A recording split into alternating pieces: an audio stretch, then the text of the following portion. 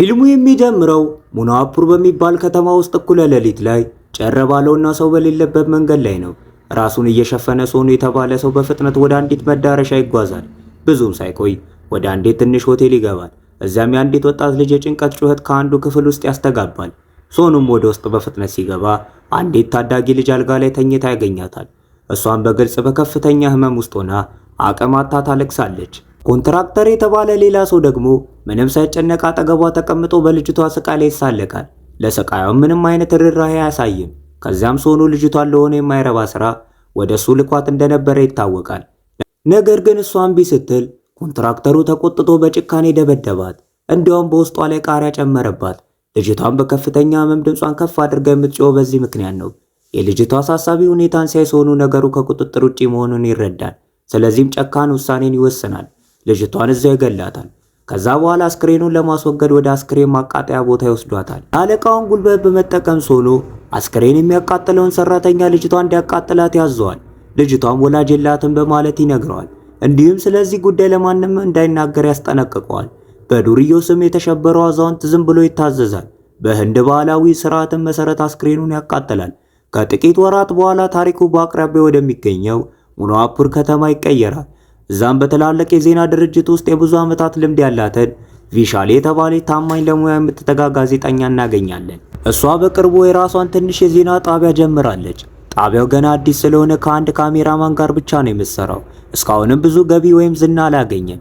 እነዚህም ፈተናዎች ቢኖሩም ቪሻሊ የገንዘብ ችግራው ወደ ጎን አድርጋ ለስራው ያላትን ጽናትና ፍቅር እንደያዘች ትቀጥላለች።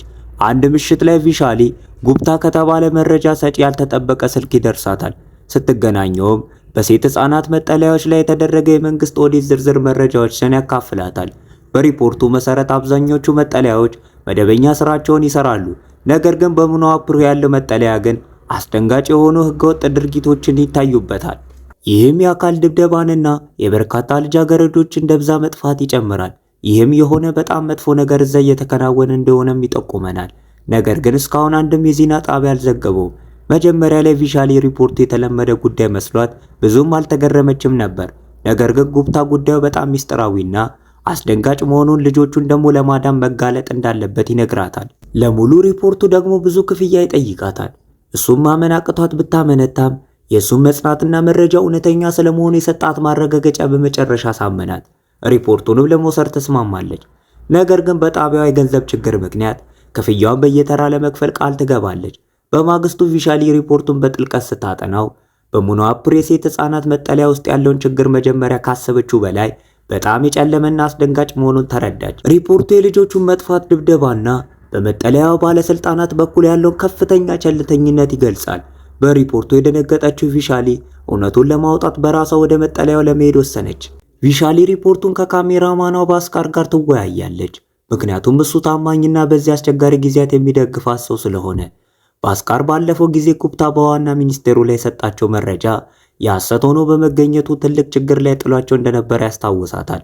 ቪሻሊ አደጋውን ብታውቅም ሌላ አማራጭ እንደሌላቸውም ትገልጽለታለች። ቶሎ ትኩረት የሚስብ ወሬ ካልዘገቡ ጣቢያቸውና ሙያቸው በጥቂት ወራት ሊዘጋ እንደሚችል ትናገራለች። በዚያው ምሽት ቪሻሊ ራት አዘጋጅታ ከባሏ አርቪንድ ጋር እየበላች ነው። አርቪንድ ከኮሌጅ ዘመናቸው ጀምሮ በሁሉም የህይወት ጉዞዋ ላይ ከጎኗ የቆመ ሰው ነው። ነገር ግን ለ4 ዓመታት ጣቢያውን ለማሳደግ ስትታገል ካየ በኋላ የእሱም ትዕግስት እያለቀ ነው።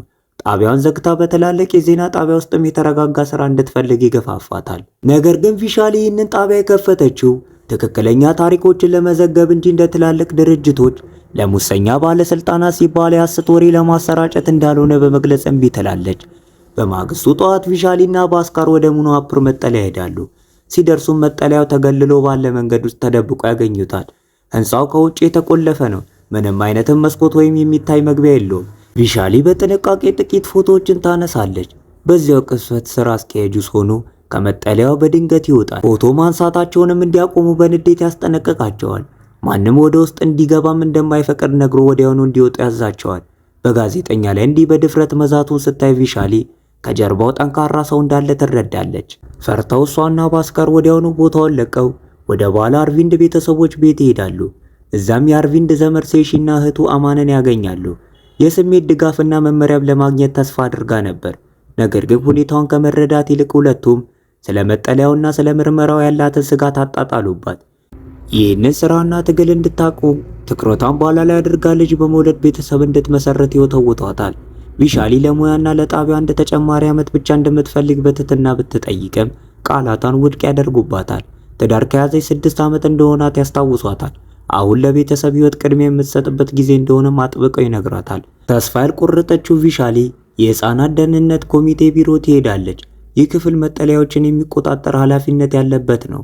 እዚያም መኮንን ሚትሌሽን አግኝታ የመንግስት ድጋፍ ለማግኘት ተስፋ በማድረግ ሪፖርቱን ትሰጠዋለች። በሞኖአፕሩ መጠለያ ያለውን ሁኔታውንም ትገልጽለታለች። ሚትሌሽ በጥሞና ካዳመጣት በኋላ እንዲህ ያለ ችግር እንዳለ እንደማያውቅ ይናገራል። እንዲህ ያለ ከባድ ነገር እየተከሰተ ቢሆን ኖሮ አስቀድሞ አውቆ እርምጃ ይወስድ እንደነበረም ይገልጻል። ቢሆንም ግን በግሉ በመጠለያው ላይ ጥናት እንደሚያደርግ አስፈላጊ ከሆነም እርምጃ እንደሚወስድ ያረጋግጥላታል። ቪሻሊ ተስፋ እየቆረጠች ከቢሮ ትወጣለች። እውነት ከፊት ለፊታቸው እያለ እንኳን ችላ የሚሉ ጉቦኛው ፖሊሶች በየክፍላቸው እንዳሉ ታውቃለች። በተመሳሳይ ሰዓት አርቪንድ ከባንሲ ስልክ ይደርሰዋል።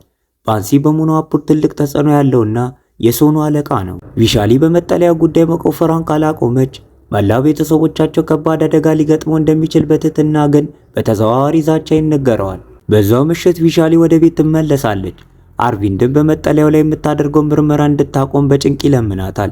ስለ ባንሲ የዛቻ ስልክም ይነግራታል። ባንሲ ማን እንደሆነ ባታቅም አርቪንድ ግን እሱ በጣም አደገኛ መሆኑን ያውቃል።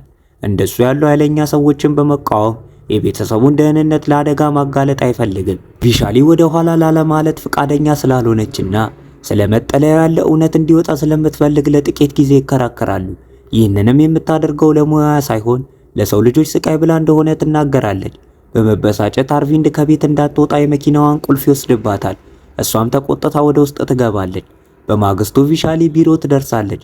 ጉብታ ስለ ባንሲ ዝርዝር መረጃዎችን ሰብስቦ በድጋሚ ያገኛታል። ጉብታ ባንሲ መጠለያውን በድብቅ እንደሚመራና የወንጀል ታሪክ ያለው በጣም ኃይለኛ ሰው መሆኑን ይነግራታል። መላውን ግዛትና ማህበራዊ ሚዲያውን የሚቆጣጠሩ 3 የዜና ድርጅቶች አሉት።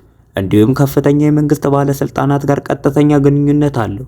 ፖለቲከኞች እንደ ቅርብ ጓደኛ ቤቱ ይመላለሳሉ። እሱም በዜና ጣቢያዎቹ በኩል ይደግፋቸዋል። በማግስቱ ጠዋት ቪሻሊና ባስካር አንድ የአካባቢው መጠለያ ይጎበኛሉ። እዛም ልጆች በመንግስት ቁጥጥርና የገንዘብ ድጋፍ እንደሚኖሩ ይረዳሉ። ልጃገረዶች 18 ዓመት እስኪሞላቸው እዛ መቆየት ይችላሉ። ከዛ በኋላ አስፈላጊ ከሆነ ወደ ሌላ ቦታ ይዘዋወራሉ። ይህም በመጠለያዎች መካከል የማያቋርጥ እንቅስቃሴ ይፈጥራል። ነገር ግን ቪሻሊ ስለ ሞኖአፕር መጠለያ ስትጠይቅ ስራ አስኪያጁ ከዛች የመጣች አንዲትም ልጅ እንደሌለች ይገልጽላታል።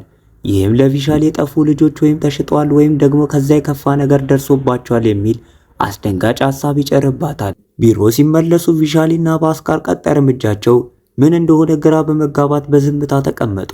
ከዛም ቪሻሊ እውነቱን ከፈለጉ ባንሲ መገናኘት እንዳለባቸው፣ እሱን ለመገናኘት ደግሞ እሱን መቃወም ብቸኛው መንገድ መሆኑን ተረዳች። በዚህ ቁርጠኝነት በጣቢያው በቀጥታ ስርጭት በመግባት በሞኖአፕር መጠለያ ውስጥ ያለውን አሳሳቢ ሁኔታ ሊኖር የሚችለውን ጥቃት ታጋልጣለች። በዚያኑ ቅጽበት ባንሲ ሳው ስርጭቱን ቤቱ ሆኖ ያያል። የቪሻሊ ቅደም ሰርቷል። በቀጣዩ ትዕይንት ቪሻሊና ባስካርን በባንሲ ቤት ሆኖ እናያቸዋለን። ሶኑም እዛው ይገኛል።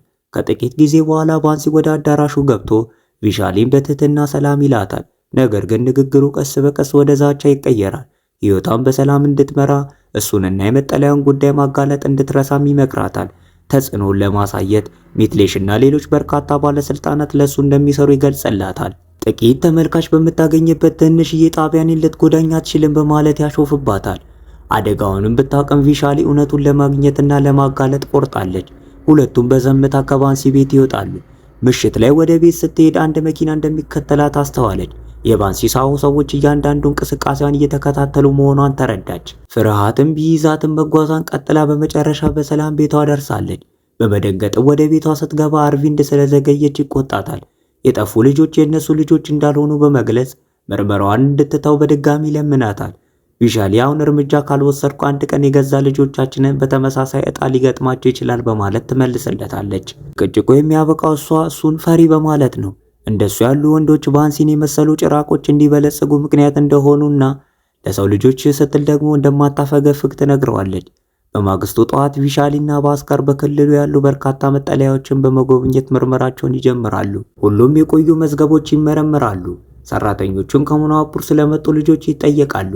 በርካታ መጠለያዎችንም ካረጋገጡ በኋላ አንዲትም ልጅ ወደ የትም ቦታ እንዳልተዛወረች ደረሱበት። ይህም ልጆቹ በእውነትም ደብዛቸው መጥፋቱን አረጋገጡ። ተስፋቸው መሟጣት ሲጀምር አንዱ የመጠለያ ስራ አስኪያጅ ሱዳ የምትባል በአንድ ወቅት ሙናዋፕሮ መጠለያ ውስጥ በምግብ አሰሪነት ትሰራ የነበረች ታዳጊ ልጅን ይጠቅሳል። በቪሻሊ ጥያቄ መሰረት ሱዳ ከፊታቸው ቀረበች። ቪሻሊ ስለ ሙናዋፕሮ መጠለያ ሱዳን ስትጠይቃት የሱዳ ፊት ወደ ፍርሃት ተቀየረ። ስለ መጠለያ ወይም ስለተፈጠረው ነገር ምንም እንደማታስታውስ በመግለጽ ወዲያውኑ መልስ ለመስጠት እምቢ አለች።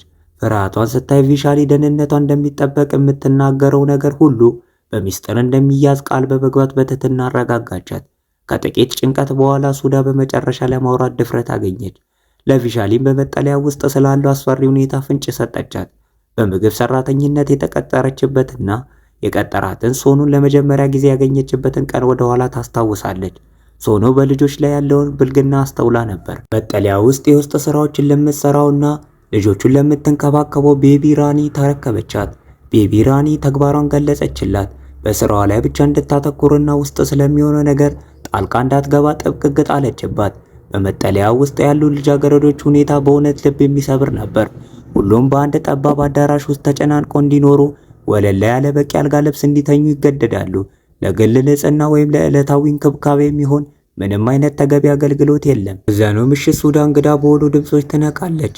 ሁለት ወጣት ልጃገረዶች ጥቃት ደርሶባቸው ሲገደሉና አስክሬናቸው በጨለማ ሲወሰድ የሚታይ አስፈሪ ትዕይንት ተመለከተች። በድንጋጤ ወደ ዋና አዳራሽ ስታይ ሌላኛዋ ልጅ በጭንቀት ውስጥ ሆና ቤቢ ራኒ በጭካኔ ስትደበድባት አየች። ሱዳ ወደ መጠለያው ጠለቅ ብላ ስትገባ የመንግስት ፖሊስ ሚትሌሽ ራሷ አንዲት ልጅን ከደፈረ በኋላ ክፍል ውስጥ ተቀምጦ ሲጠጣ አገኘችው። ልጆቹ ለጥቃት እንደሚገደዱና እምቢ የሚል ማንኛውም ሰው እንደሚደበደብ ወይም እንደሚገደል ሱዳ ለማስረዳት ብዙም ጊዜ አልፈጀባትም። በመደንገጥ ለማምለጥ ትሞክራለች። ነገር ግን ቤቢ ራኒ በኮሊደሩ ላይ ትመጣባታለች። በዚያው ቅጽበት ያቺው ልጅ ሱዳንን በፍጥነት ወደ ሕክምናው ክፍል ጎተተቻት። ከደንበኛ የደረሰባትን ስቃይና ቁስል አሳይታ በተመሳሳይ ጣፈንታ በሷም ላይ ከመድረሱ በፊት ሱዳን እንድትሸሽ ለመነቻት። በማግስቱ ባንሲ ሳሁ ቦታውን ለመቆጣጠር በግሉ መጠለያውን ይጎበኛል። በአዳራሾች ውስጥ ሲራመድ አይኖቹ ሱዳ ላይ አረፉ። በአይኖቹ ውስጥ የሚታየው ብልግና በሱዳ ላይ የፍርሃትን ነገር እንዲሰማት አደረገ። ቤቢ ራኒ ወዲያውኑ አስተዋለች። በደስታ መኖር ከፈለገች ባንሲ የጠየቃትን ሁሉ ያለምንም ተቃውሞ መታዘዝ እንዳለባት ለሱዳ አስጠነቀቀቻት። በዛው ምሽት ባንሲ በመጠለያ ውስጥ የቅርብ ተባባሪዎቹንና በርካታ ተጽዕኖ ፈጣሪ እንግዶችን የጋበዘበትን ድግስ አዘጋጀ። በድግሱ ግርግርና ትኩረት መከፋፈል ውስጥ ሱዳ እድል አገኘችና በሌሊቱ ጨለማ ከመጠለያው አመለጠች። አሁን ባለንበት ጊዜ ስለ መጠለያው የታወቀው አስፈሪ እውነት ቪሻሊንና ባስካርን በጣም አስደንግጣቸዋል። ምንም እንኳን ሱዳ አሁንም በግልጽ የመናገር ድፍረት ባይኖራትም ቪሻሊ አሁንም ኃላፊነት ለመውሰድ ባንሲ ሳሁን ለማጋለጥ ለልጆቹ ፍትህ ለመታገል ቃል ገባች። በማግስቱ ጠዋት ቪሻሊና ባሏ ሴሺ ቤት ይሄዳሉ። እዛም ሁሉም ሰው በድጋሚ እንድታቆም ይወተውቷታል። ስለሚመጣውም አደጋ ያስጠነቅቋታል። ነገር ግን ቪሻሊ በሐሳቧ ጸንታለች። ለማፈግፈግም እምቢ ትላለች። ከዚያም ጠበቃ ሆኖ ወደሚሰራው ሴሺ ዞር ብላ በመጠለያው ላይ ክስ እንዲመሰርት እርዳታ ተጠይቀዋለች።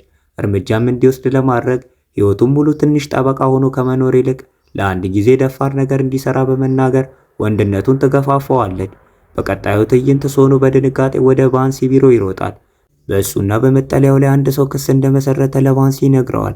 ይህንን ሲሰማ ባንሲ ንዴትና ፍርሃት ውስጥ ይገባል። ክሱን የመሰረተው ማን እንደሆነ ለማወቅ ይፈልጋል።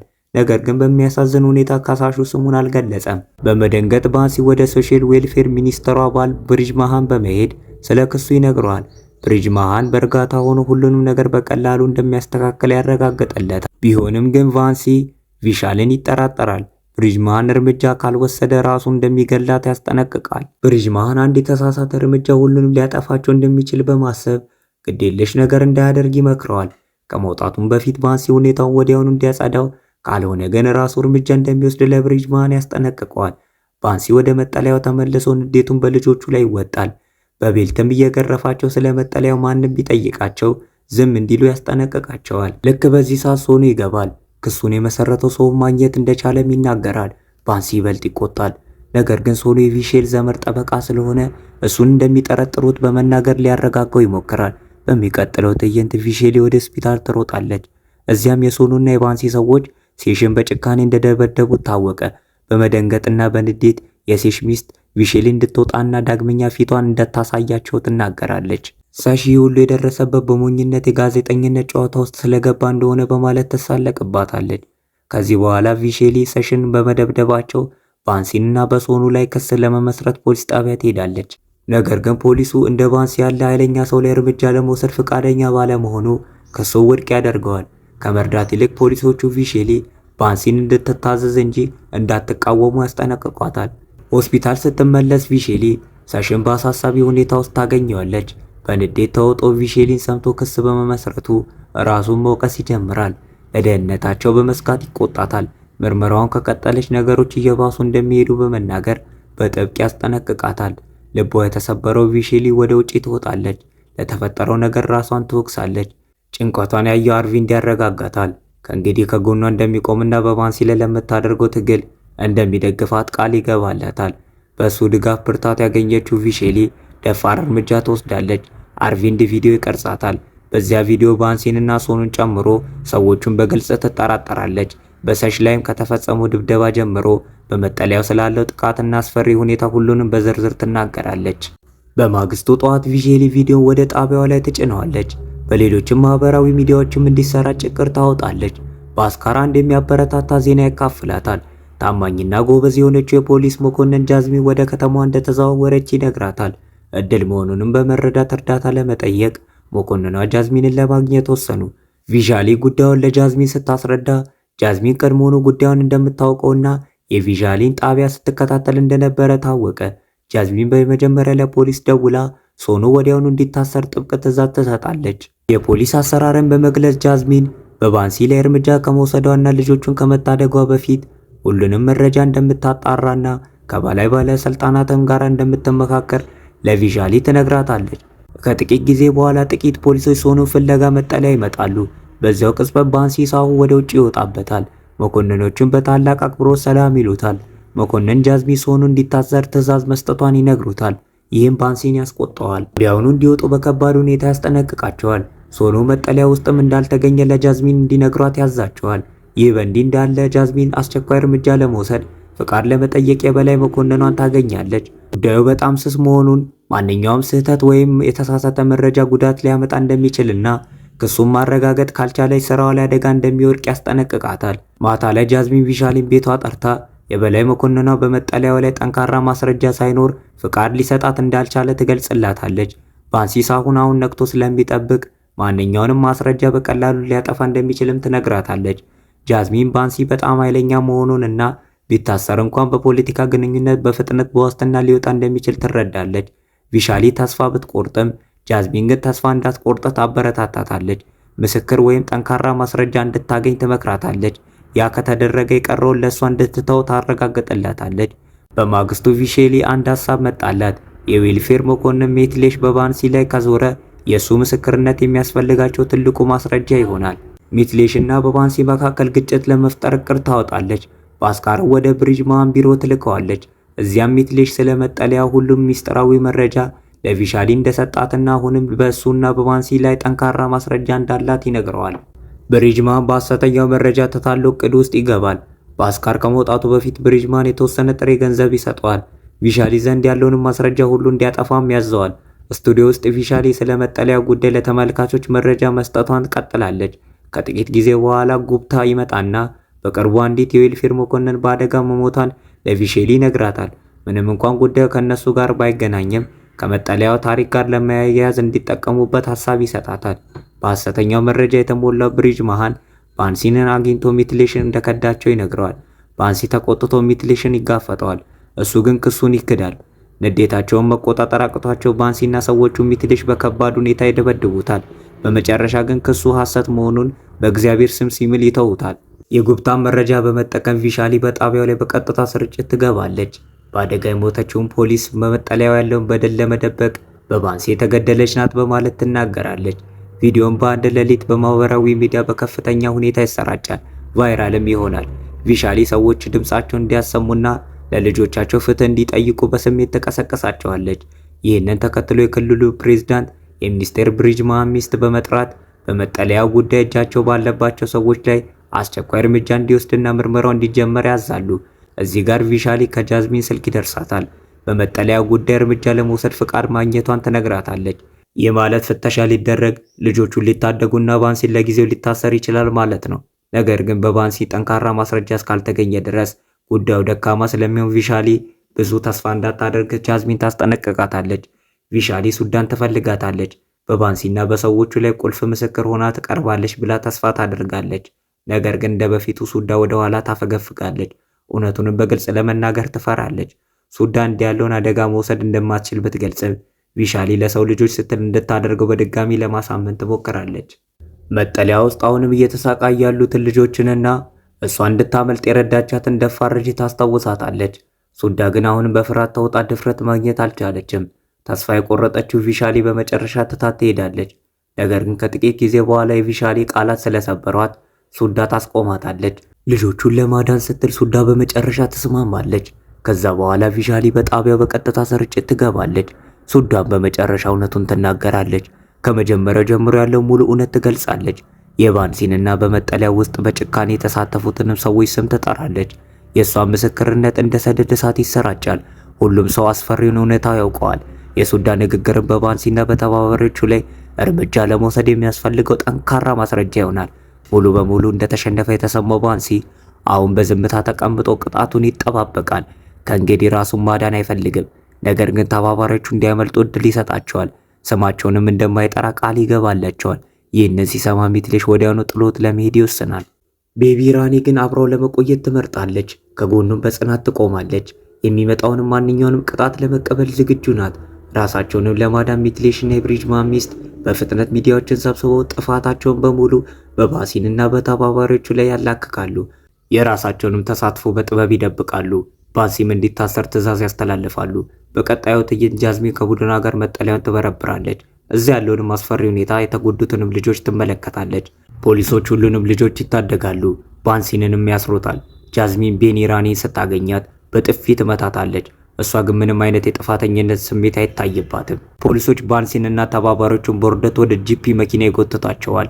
ቪሻሊና ባይስካር ደግሞ ትግሉን በማሸነፋቸው እፎይታ ይሰማቸዋል።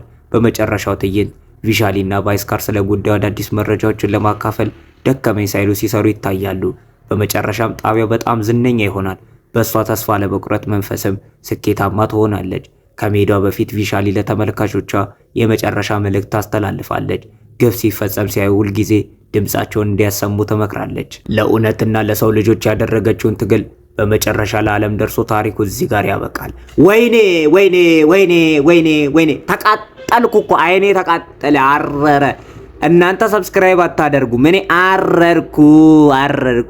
ምንድነው ወገን? 10 አስገቡኝ እስቲ 10 አስገቡኝ። ከዛ ደግሞ ያው የሰው ልጅ ፍላጎቱ አይቆምም። 20 30 40 50 60 70 90 100 ሺህ እላችኋለሁ። ይመቻችሁ።